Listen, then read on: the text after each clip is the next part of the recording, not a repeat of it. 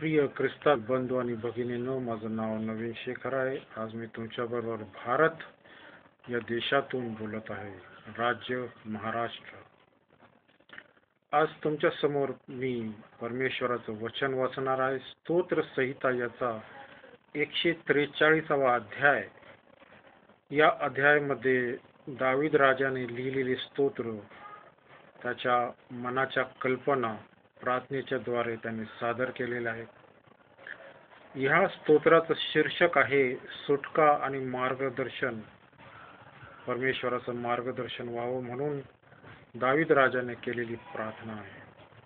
हे परमेश्वरा, माझी प्रार्थना ऐक, माझ्या विनवणीकडे कान दे.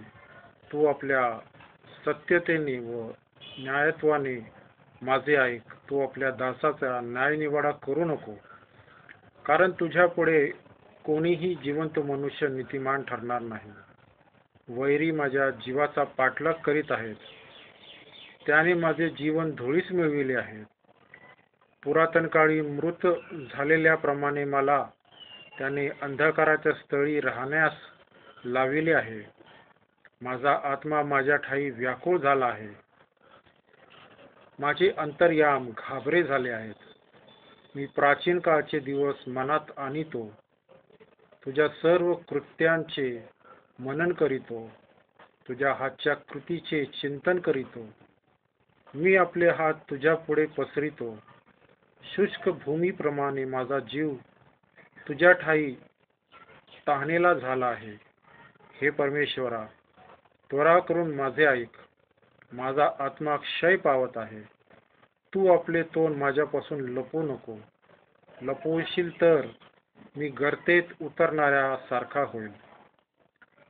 प्रातकाळी तुझ्या वात्सल्याचे शब्द मला ऐकू दे, कारण तुझ्यावर माझा विश्वास आहे.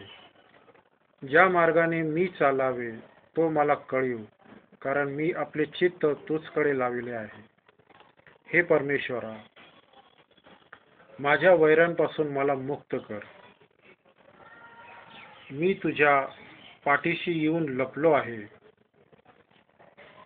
तुझ्या इच्छेप्रमाणे वागण्यास मला शिकव, कारण तू माझा देव आहेस. तुझा उत्तम आत्मा मला सरळ मार्गावर नेव. हे परमेश्वरा, तू आपल्या नावासाठी मला नवजीवन दे. तू आपल्या न्यायाने माझा जीव संकटातून बाहेर काढ. तू आपल्या दयेने माझ्या वैऱ्यांचा न्यायनाट कर. माझ्या जीवाला गांजणाऱ्या सर्वांचा नाश कर, कारण मी तुझा दास आहे.